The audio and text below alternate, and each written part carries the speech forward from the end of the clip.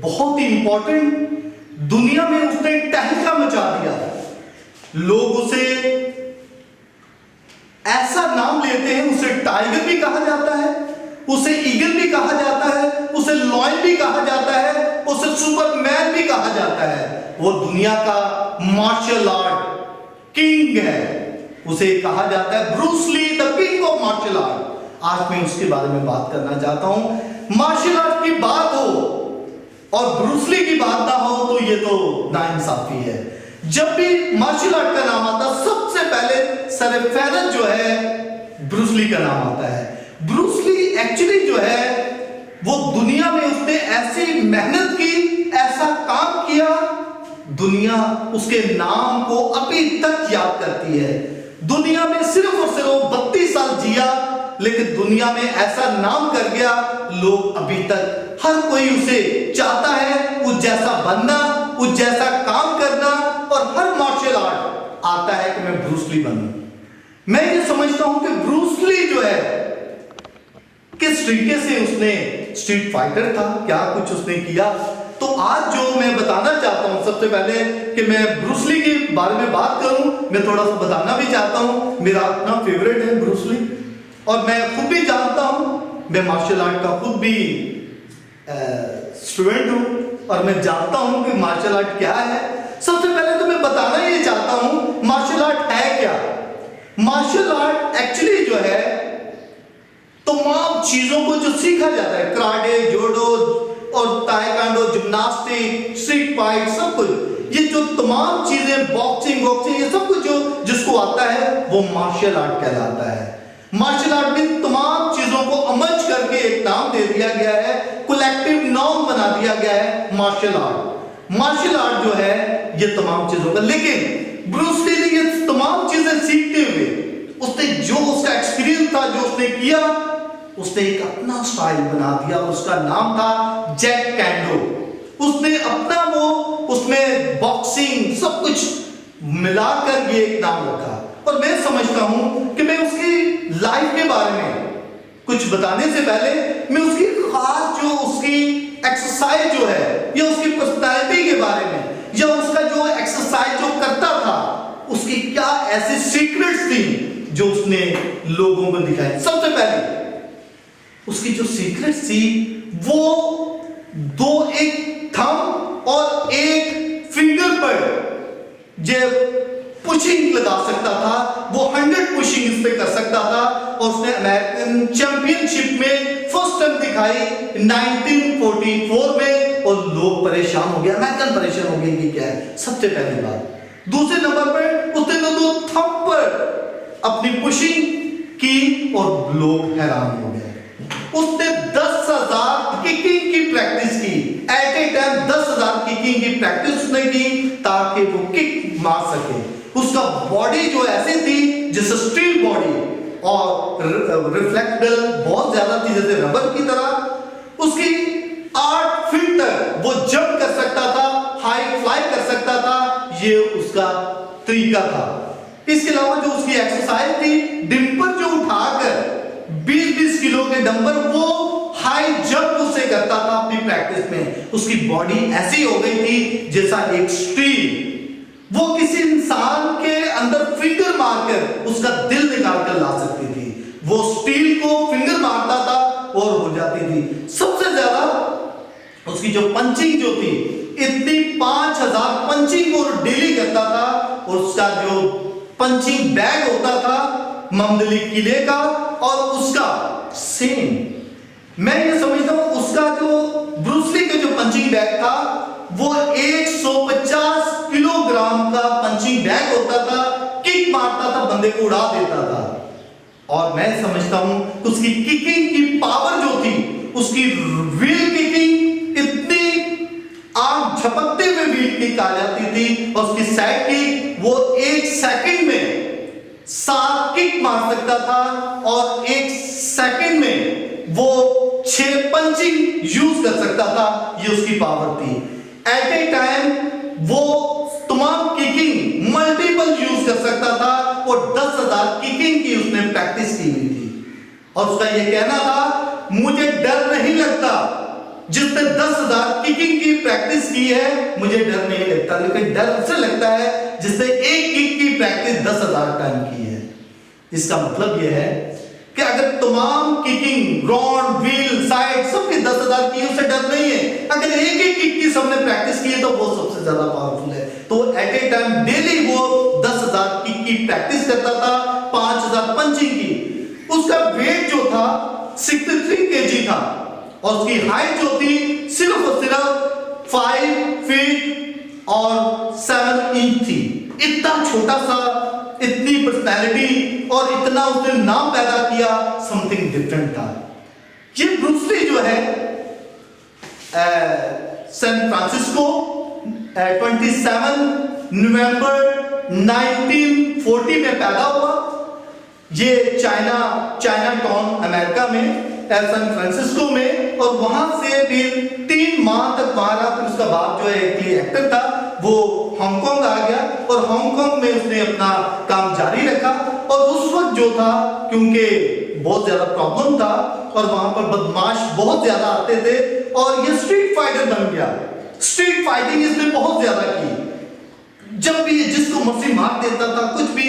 जब ये 13 साल का हुआ तो इसने जो सबसे बड़ा चैंपियन है, कराटे चैंपियन जिप मैन, उसके बाद उसको कराटे सीखने के लिए मौका मिला और 13 साल की उम्र में वहां पर जाके सीखा। 1 साल उसके बाद सीखा, फिर उसने ट्रेनिंग की और अपनी ट्रेनिंग को जारी रखा और दूसरों से डिफरेंट हो गया। ये मैन चाइनीज था और बहुत अच्छे तरीके से, और उसको आईपी मैन का किंग फू सिखाता। आईपी मैन उसे कहा जाता है जो तेज शख्स हो। और इसको जब सिखाया, इसने जब किया तो इसके हाथ में ऐसी कला थी, इसको कैमरे में शूट करने से डरते थे, उसको उसकी किक को पकड़ नहीं सकते थे उसके हाथों की, और इसको बहुत स्लो मोशन में लाकर फिर वो करना पड़ता था। मैं समझता हूं उसकी एक और बात थी, वो वॉइस उसकी ऐसी डिफरेंट थी, और वॉइस जब देता था उसकी पावर होती थी। वो कहते हैं कि मंदलिकी ने उसके पंच से ज्यादा पावर इसकी थी, सेम लाइक दैट। और जितने भी उसके मुकाबले में आज तक वो हारा नहीं। और फिर उसके बाद जब 18 साल का हुआ, इसकी लड़ाइयां बढ़ गई, तो इसके बाप ने सोचा कि इससे जो है दोबारा से इसकी बहन जो एग्नेस सैन फ्रांसिस्को में रहती थी, इसको भेजा गया कि वहां चला जाए। फिर वहां जाकर उसने दोबारा से अमेरिका गया, वहां पर इसने कंटिन्यू किया। इसने 1961 में यूनिवर्सिटी ऑफ वाशिंगटन में एडमिशन लिया, फिलॉसफी वहां से सीखी और फिलॉसफी करता रहा। तो इसको जरूरत थी फी के लिए, और फी के लिए जब उसने स्ट्रगल करता रहा, इन द एंड ऑफ दैट, और उसने जब फाइटिंग की, और वहां पर जो है इसने बड़ों को सिखाना शुरू कर दिया। वहां पर कहते थे, चाइनीज कहते थे कि ये चाइनीज कला ना सिखाई जाए, चाइनीज कराटे किंग फू ना सिखाया जाए। इसने कहा मैं तो सिखाऊंगा। इसको फीस भी भरनी थी, सब कुछ करना था, लेकिन उसने कहा ठीक है आप सिखाओ। कह रहा हमारा जो सबसे बड़ा कराटे मास्टर है चाइनीज, उससे आप फाइटिंग करो, अगर उससे फाइटिंग करोगे तो फिर आप सिखाएं, अगर नहीं तो फिर आप ये छोड़ेंगे। उसने कहा ठीक है। वो चैलेंज को हमेशा चैलेंज को वो चैलेंज समझता था और किसी से डरता नहीं था। हमेशा वो करता रहता था और चैलेंज को देता रहता था। मैं समझता हूं कि challenge is the most important, और उसको 3 मिनट में उसने हरा दिया। चाइनीज के जब फाइटिंग हुई तो 3 मिनट में उसने हरा दिया, और मैं समझता हूं कि ये बहुत बड़ी थी। लेकिन वो कहता था 3 मिनट में ये बहुत ज्यादा टाइम है, जल्दी मुझे हराना चाहिए था। फिर उसने बहुत ज्यादा प्रैक्टिस शुरू कर दी। अमेरिका में एक और टूर्नामेंट हुआ और उसमें इसने एक पंच के साथ 1 इंच के फासले पर एक अच्छे भले 80 केजी के शख्स को पंच मारा और उसके 5-6 फीट दूर वो गिर गया। ये उन अमेरिकन के लिए बहुत हैरानकुन थी। फिर इसके बाद एक और उसने कि 1 इंच के फासले से पंच लगाता तो तख्ते को तोड़ देता था। ये बड़ा एक कला थी। फिर उसने ननचाकू, ब्रूस ली ने याद किया, पहले ननचाकू को यूज नहीं किया जाता था, ये पहली दफा उसने फर्स्ट ऑफ फ्यूरी में यूज किया और वहीं से ननचाकू चलना शुरू हो गया और उसने ये कला सिखाई। मैं ये समझता हूं कि ब्रूस ली की अगर देखी जाए प्रैक्टिस, उसकी मेहनत, उसने ऐसी प्रैक्टिस की, दुनिया को हैरान कर दिया। कोई भी जो उसके पास आता था कभी भी पीछे नहीं होता था। फिर उसके बाद 1964 में उसको लैंडा लीज से प्यार हो गया, उसने उससे शादी कर ली और फिर उसके बाद ब्रैडली, उसके 2 बच्चे हुए, ब्रैडली एंड शैनन ली। और ब्रैडली जो था 1665 में ब्रैडली हुआ। फिर उसके बाद शैनन ली जो है 1969 में पैदा हुई और वो दोबारा से उन्होंने अपने काम को सरअंजाम दिया और उन्होंने बहुत ज्यादा काम किया। उसने अपने कराटे को जारी रखा। हांगकांग में आकर उसने दोबारा से अपनी फिल्म का आगाज किया। तो पहली उसकी फिल्म जो थी वो थी big boss. The big boss में उसने बहुत अच्छा काम किया, एशिया में बहुत ज्यादा उसने काम किया, उसका नाम बना और उसको बड़े सितारों में चेंज कर दिया। उसके बाद ये 1972 में उसकी एक और मूवी आई जो था फिस्ट ऑफ फ्यूरी और उसके बाद द वे ऑफ ड्रैगन। जब ये आई तो उन्होंने टहलका मचा दिया, उस जैसा कोई मार्शल आर्ट नहीं था और उसने इस तरीके से बहुत ज्यादा फेमस हुआ। हर किसी की विश और ख्वाहिश होती है कि हम ब्रूस ली बने। फिर उसके बाद जब उसने गेम ऑफ डेथ पर काम किया, गेम ऑफ डेथ उसने फिर कुछ वजूहात की वजह से उसने कुछ ट्रेनिंग की, फिर उसने खत्म कर दी। In the end of that आखिरी फिल्म उसकी जो थी, उसने सिर्फ टोटली 5 फिल्मों में काम किया, एक कंप्लीट नहीं थी गेम ऑफ डेथ। और जो इंटर द ड्रैगन जो थी उसमें उस फिल्म के जरिए से वो अमेरिका में, यूरोप में, पूरे में मशहूर हो गया और उसकी अभी तक फिल्में वही नाम कमाती हैं। और ये हम जैकी चैन को कहते हैं, जैकी चैन भी उसको उस्ताद मानता है। उस दौर में बड़े बड़े जो फाइटर थे वो उसके शागिर्द बनने की ख्वाहिश रखते हैं, उससे सीखते हैं। अपनी एक फ्रेंड के पास वो जाता है और उसका नाम विटी, और वहां पर उसके सर में दर्द होती है तो उससे कहते हैं कि मुझे कोई टैबलेट दे। उसे अपनी वो टैबलेट एक देती नॉर्मल, और उसकी वजह से उसके सर में दर्द हो जाती है और उसके बाद वो ब्रूस ली नहीं उठता और उसी का एंड वहां पर हो जाता है। ये जो है 20 जुलाई 1973 में एक इतने बड़े फेमस एक्टर और डायरेक्टर और इतने बड़े शख्स की, जो कि उसने एक्टिंग भी की, डायरेक्टर भी, राइटर भी, सब कुछ था, लेकिन 32 साल जीकर उसने अपने नाम को वैसे ही रखा। और उसके बेटे की भी डेथ जो है उसके बाद 1993 में वो भी अपने बाप की तरह होता है, एक्टर है।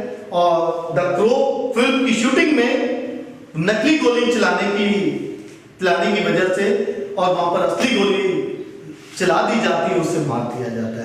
तो इसके बाद उसकी मां ने शैनन ली को भी फिल्मों से हटा दिया कि आप ना करें, और अपने बाप की अभी वो काम को सरअंजाम देती है। उसने अपने बाप के नाम से एक एनजीओ खोली हुई है जो कि बच्चों को मार्शल आर्ट सिखाते हैं और उसके नाम से वजीफा दिया जाता है, उनके नाम से उनको सिखाया जाता है। Thank you so much. जो मेरे पास नॉलेज थी मैंने कोशिश की कि आपको कन्वर्ट करूं, आपको पहुंचाऊं। Thank you so much.